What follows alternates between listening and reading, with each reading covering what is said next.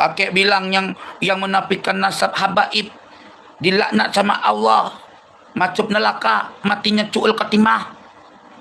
Tut. Su'ul khatimah. Lo yang mati kena laknat, bro. Gaya lu sekarang udah dibongkar sama Tuhan. Ya. Tidak ada yang bisa menggugat dan menghentikan ketika Allah sudah bergerak. Ya. Allah sudah bergerak menyampaikan kebenaran kepalsuan nasab kalian melalui hamba-hambanya yang berani, yang dipilih ku Allah Subhanahu wa taala. Assalamualaikum warahmatullahi wabarakatuh. Para pemirsa dimanapun Anda berada, pada video kali ini saya akan menyampaikan berdasarkan apa yang telah disampaikan oleh Teuku Mudakori, yaitu haram hukumnya bagi siapapun yang masih meyakini Pak Alawi atau para habaib itu sebagai cucunya Kanjeng Nabi atau dzurriyyah Rasulullah.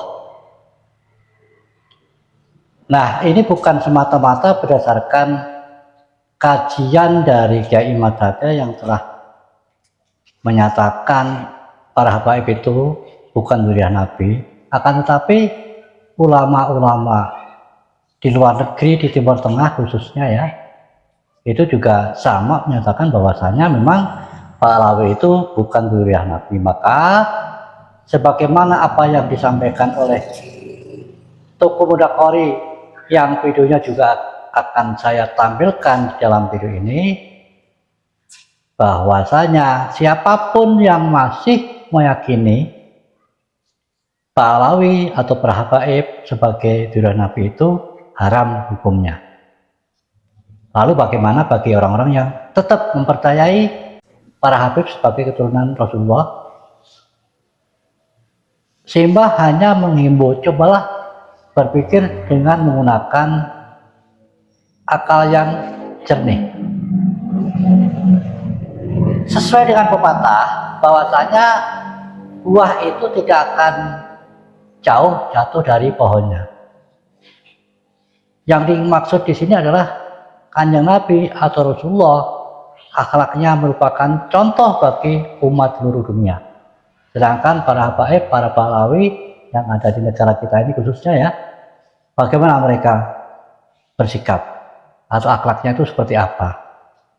Mereka banyak melakukan hal-hal penyimpangan-penyimpangan ya, yang akhir-akhir ini ramai, yaitu pembuatan makam-makam palsu yang tempo hari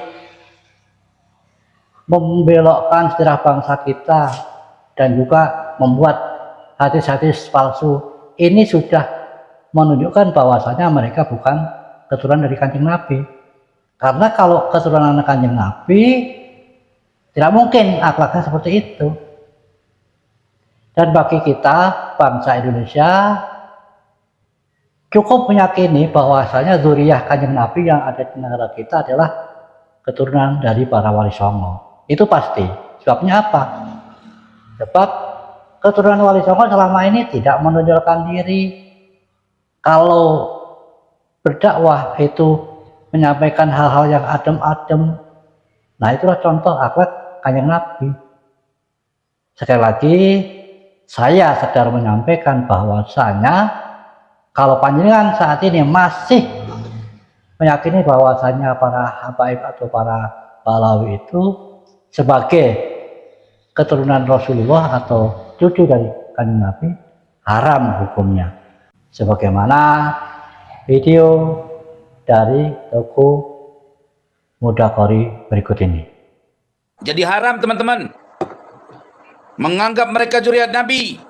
Haram menganggap Al-Haddad, Al-Attas, As-Segaf, Al-Mahdali, Al itu kita anggap sebagai zuriat daripada Rasulullah. Haram hukumnya. Dosa besar. Karena sama dengan kita mendukung kedustaan, membawa-bawa nama Nabi Muhammad SAW. Kalau mereka masih merasa diri mereka sebagai zuriat Nabi, kenapa mereka? Nah, ayo. Dulu Kang Rizik ngomongnya apa? Tes DNA supaya jelas DNA Nabi dengan DNA yang ngaku keturunan Nabi. Jangan sampai DNA Nabi kemana, dia DNA-nya kemana.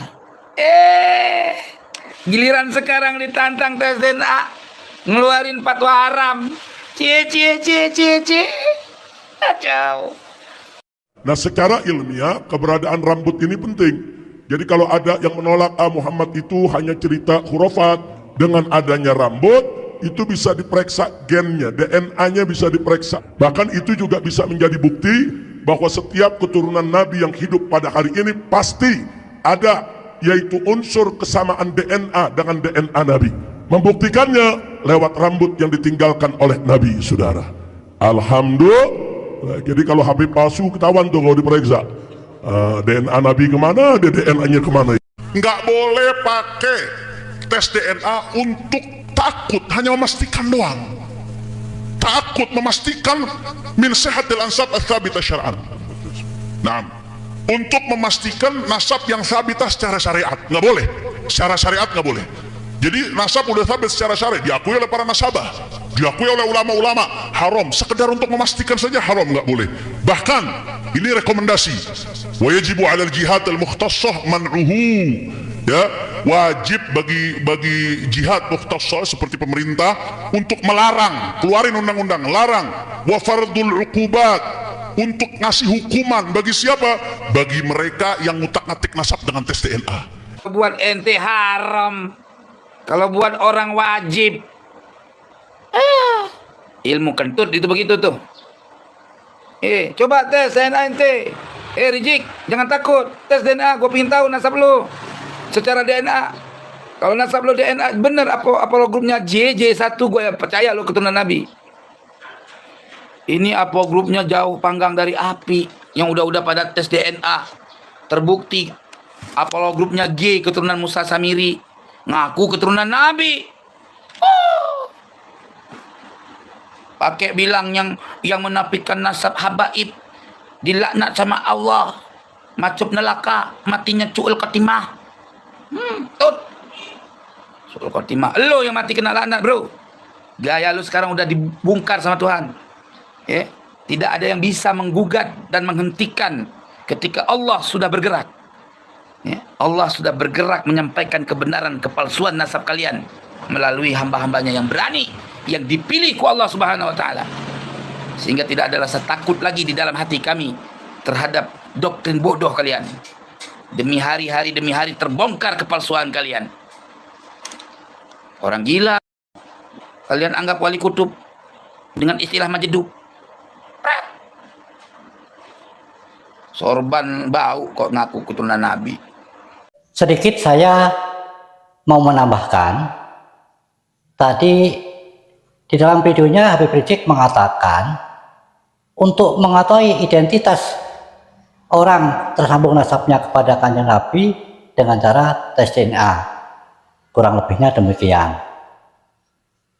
Lalu setelah adanya kajian dari Kiai Imad yang selama ini gembar-gembor mengatakan dirinya adalah keturunan Rasulullah supaya tes DNA, jawabnya apa? Tadi itu mantunya Habib Hanif kalau nggak salah itu ya, bilangnya haram. Ini kan namanya plain plan, esok dele sore tempe. Penyerang sendiri harus bisa menilai hal-hal yang seperti ini. Mereka itu culas, hanya ingin menangnya sendiri. Kalau terpojok dia ngeles, dan itu selalu ditunjukkan dengan cara-cara yang demikian berkali-kali. Contohnya di dalam setiap memberikan doktrin-doktrin kepada para pribumi. Yang begini ini seharusnya pendengar juga sudah bisa menilai mereka pasti bukan keturunan dari Kanjeng Nabi. Sekali lagi saya hanya menggarisbawahi, berpikirlah secara cerdas, dan saya sampaikan sesuai apa yang dikatakan secara panjang lebar oleh Tengku Mudaghirullah tadi, bahwasanya haram hukumnya bagi siapapun yang masih meyakini bahwa para habaib atau Ba'alawi itu keturunan Kanjeng Nabi. Sekian, wassalamualaikum warahmatullahi wabarakatuh.